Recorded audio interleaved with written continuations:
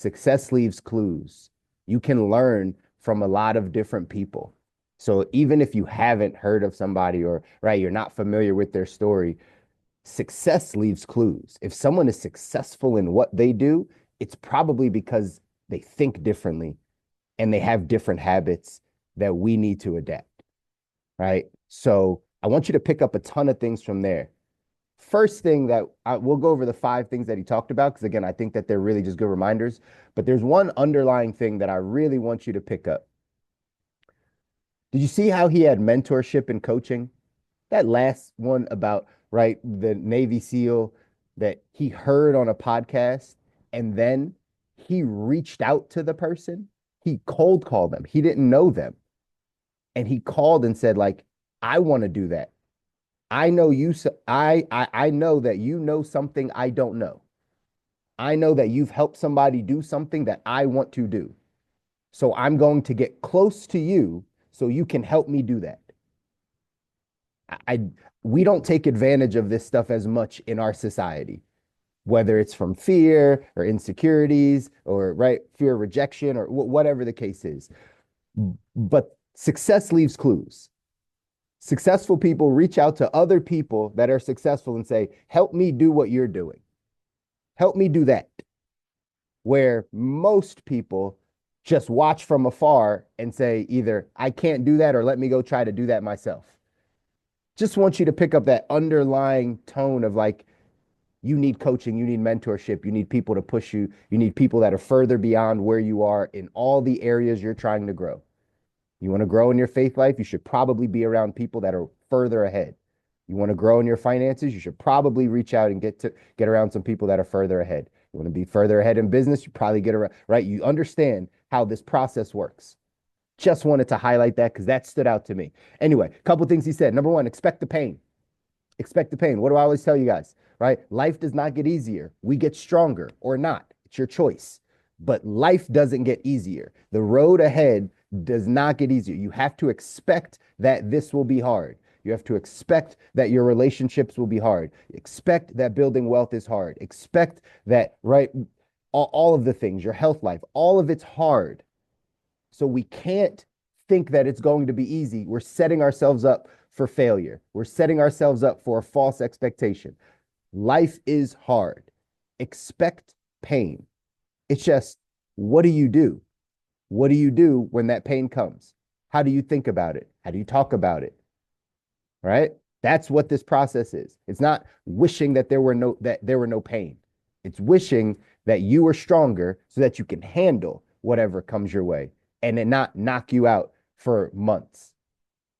Right? I heard man, I was listening to somebody and they said, what's your definition of resiliency? Right? And resilience, she was saying, this lady was saying that resiliency for her, the definition was how quickly you can get back to baseline, like baseline emotions, how quickly you can get back. So there's always these highs and lows of life, right? That's what happens. They're highs and lows. Resiliency is when you're on a low, how quickly can you get back to your emotional home, like to, right, some form of stability in your emotions.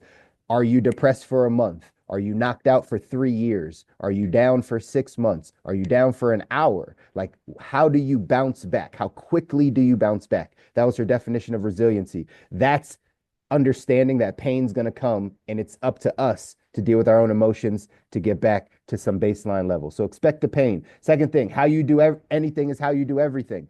I say this to the team all the time. How you do anything is how you do everything.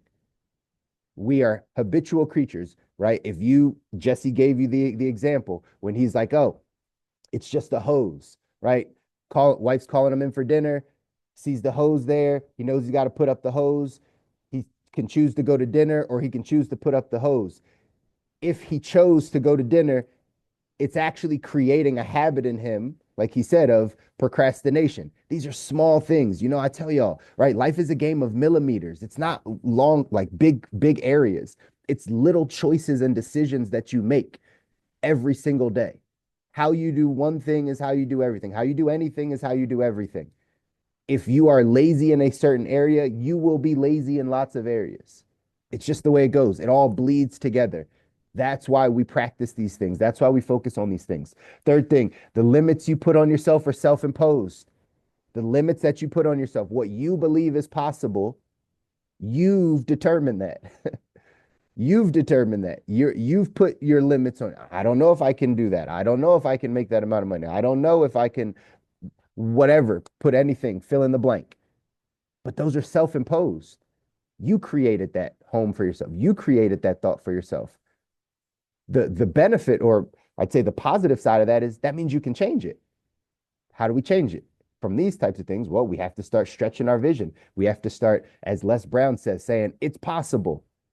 We have to start believing that things are possible so we don't have the same limits in our mind.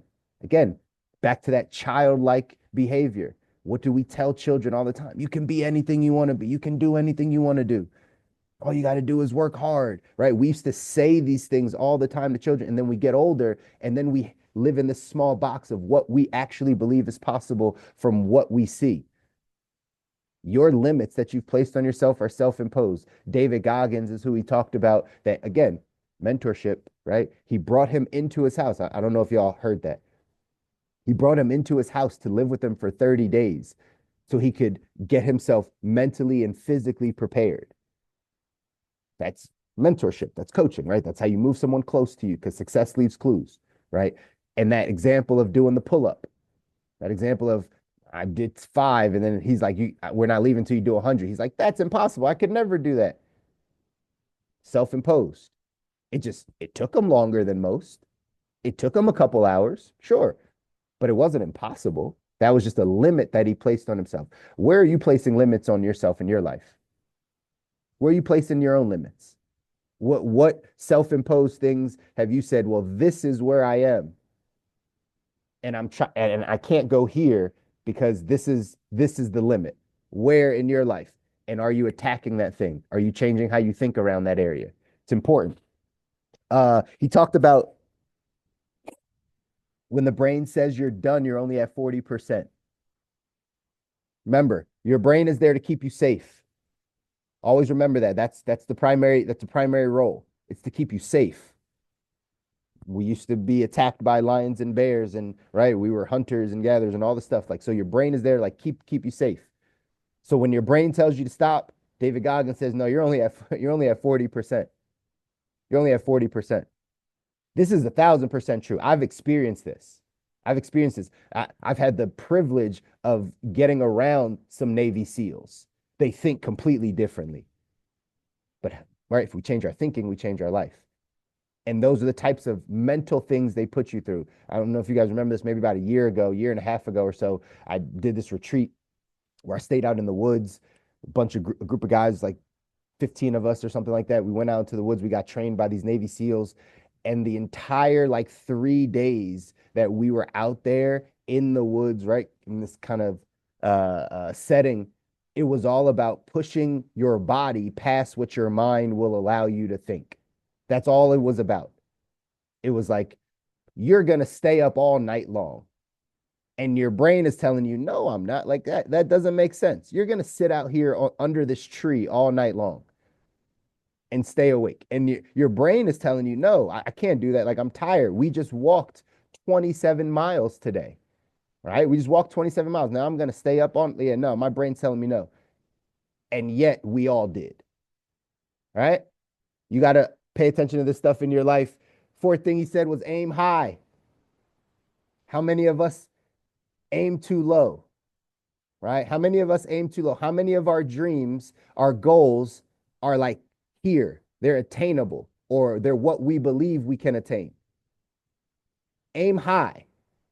It's better to aim high and miss and get way above what you thought you'd be able to do than aim too low and miss and then proverbially fall out of the sky, right? Like, just you didn't hit anything. This is such an important reminder to us for us to be able to stretch our vision. Aim higher. I know most people in society are not talking about this stuff, and they're going to tell you to aim low. It's so sad to see. It's so sad to see that, like, most people squash people's big goals and dreams. They teach you how to aim low. They teach you how to do something that's attainable. And that's the opposite of what you need to do in order to get to the life that you don't need a break from, y'all. It's the opposite. You got to aim so high that even if you miss, because most likely you miss, it's just you're way above what you thought you were going to be able to do anyway. It's a big reminder. It's a big reminder. And lastly, never give your pain a voice. Saw Tiffany drop that in the chat, right? Words have power. Guys, your words have power. This is not about, you know, being in denial of life, right? Because some people take it that way. It's like, oh, well, if I feel bad, like I need to tell someone that I'm feeling bad. Like, sure, I get it, right? But your words have power. The more you speak those things out and give your pain a voice, the more that's what you attract into your life. The more that's what you believe is going to be, right? Like, it's such a great example of what he gave you, working with the SEAL, saying, hey, I'm going to say I'm outstanding. I never want you to say anything different. When you're running, you're in pain, you're tired, all this stuff. I want you to say, I'm outstanding. I'm outstanding. I never get tired. I never quit. I'm outstanding. Like, it's in your words. Life and death is in the power of the tongue. We hear that, but I need you to pay attention to that throughout your day. Like, what are you saying? What are you saying to yourself? What are you saying to other people? What are people around you saying? Because words have power. And if we're only speaking out things that we believe we feel, right? We believe we feel, we probably aren't going to design our ideal life. We have to reprogram it. We have to reprogram it. I'm going to share this with you in the text. Again, all this stuff, success leaves clues. That's why I could always find somebody say something that's successful, and then you kind of find it in the book because it actually, it's all the same stuff. But this one says, the great ones separate truth from fact. Let me read this and then it'll make sense. It says, while average performers tend to believe truth and fact are the same, the world class knows there's a difference. Champions use their critical thinking skills to make a clear distinction between truth and fact. Fact is reality. Truth is our perception of reality, and perceptions are subjective. One person perceives giving to charity as an expense, while another perceives it as an investment in someone else's life. The fact is that many people give to charity. Whether it's an expense or an investment is a perception. Which line of thinking represents truth? Well, both. In the minds of individuals, perception equals truth. This subtle distinction allows the great ones to understand themselves and others at a higher level of awareness. The masses tend to operate from truth, which is often a distorted version of facts. Champions make decisions based off facts, not feelings. The world class also uses this understanding of truth and fact in their mental programming. The great ones know the conscious mind functions most effectively on fact, while the subconscious can be programmed with truth. Since their subconscious mind, the subconscious is unable to make the distinction between fact and truth, champions program their subconscious minds to believe their visions, dreams, and ideas as truth. Because the subconscious doesn't have the ability to reject an idea, it accepts it as truth and begins to create behaviors that are congruent with this new truth. The conscious mind knows this truth is not fact, and tension begins to build between the conscious and the subconscious, creating a cognitive dissonance. As a result, the two go to work to create congruency. The great ones are not only aware of the difference between truth and fact, but they also know how to use them both to get what they want. This is what the SEAL was saying when he says, I'm just going to say I'm outstanding. I might be in a ton of pain, and I'm just going to program the truth, right? It's my perception. That's what truth is. When you hear people say, I'm speaking my truth, you're just speaking your perception of what you believe might be true. A distorted reality of whatever lens you see it or however you think about it. That's your truth. You can program your mind for what is true. This is how we get away from the self-imposed limiting beliefs. This is how we get away from I'm giving our pain a voice, is by programming ourselves, our subconscious, to what we believe is true. The fact could be that you're feeling pain, and you could program your mind to say, I'm outstanding. And what happens is over time, your body, your thoughts, your energy will go to building congruency in that. That even when you might be feeling pain, because you've constantly said and you've programmed over and over again that I'm outstanding, that now becomes your reality. That becomes the truth for you. We can do this in all the areas of your life, all the areas of our life. You can program yourself for what is true. And it doesn't have to be, right, exactly what you're feeling. It doesn't have to be the fact, but we can always figure out and make sure that we're programming ourselves for the truth. Action step for today says write down 10 things you know are fact and rethink each by asking, is this really a fact or a truth I've created from my own or others' perception? You heard it over here. You heard it from Jesse Isler, right? You heard some of these habits, these mindset things that can help you start to separate truth from fact. But you can program yourself to do this and get to the life you don't need a break from. I know sometimes it's hard. It's a lot. It takes work. I get it. And if you just put in the work, if you just pay attention, if you just stay intentional on these things, you can absolutely design any life that you want. You control that, y'all. Stay close to the fire. Listen to these things a lot. Hopefully you take some notes and go apply these things in your life. Do something this weekend that scares you, pushes you out of your comfort zone, changes how you think about life so you can get a different result. Success leaves clues. Get around some more successful people. Get around some people that can help guide you down the path you really want to go. I love you guys. I want you to win. You deserve it. Your families deserve it. You got to do the work, though. No one's coming to save you. No one's coming to help you unless you go seek it out. You go find it.